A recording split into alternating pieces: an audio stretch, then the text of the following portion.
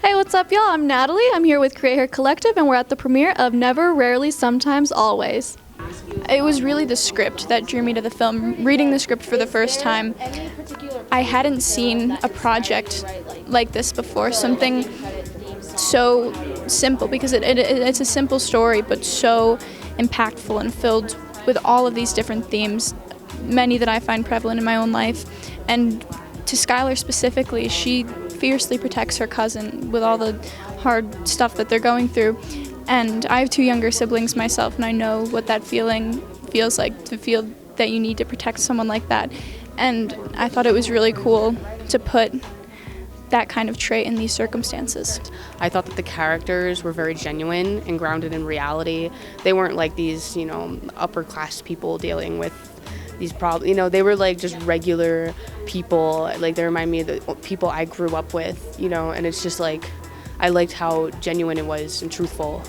The thing that I connected with the most about this film was that it's about your own personal struggle, your own decisions, and your own choices, and I strongly believe that everyone should have them.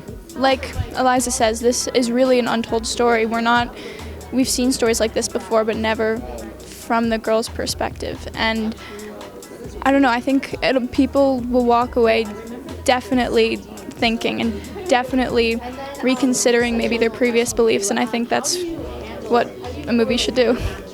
Well, I think it's a story it happens all the time, but it's not commonly told, and I think it's good to have this conversation because it's part of everyday life and an internal struggle of a woman that I think that should be a comfortable thing to talk about even when it's hard. Well, I think it's important because sometimes I think films can tend to, stereotype and exaggerate, and sometimes they'll just superimpose propaganda agendas onto characters, and I think that it's really important with this because it helps destigmatize, the whole thing, and it's just normalizing, that this is just a healthcare situation and that it shouldn't be this whole political issue.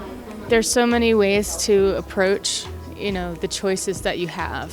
And there are many reasons why people make the decisions that they do.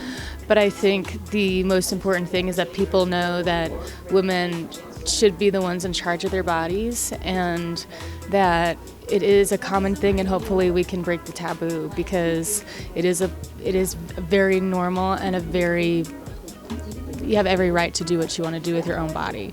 I've been trying to figure that out. It's hard because sometimes people seem to be very stuck in what they believe, and I think the best you can do is lead by example sometimes, and as long as you don't feed into their aggression, just try to keep the conversation grounded and real with them, and that's really the best you can do. Just don't stop trying. I think making art like this is one of the most productive approaches because this movie isn't telling people what to think or just shoving an idea in someone's faces. It's telling a story of truth in these two girls, and the discussions that come from that I think can be really healthy and really beneficial. Well, I think either a woman goes to seek help with someone that's not certified and doesn't know what they're doing, and obviously worst case scenario is death, and then someone that isn't either prepared, whether it be mentally, emotionally, or financially able to provide for a child that they don't want to have. I fear the worst for some mothers that I know don't want to be in that position. All right, that was the amazing cast and crew of Never, Rarely, Sometimes. See you in the next red carpet.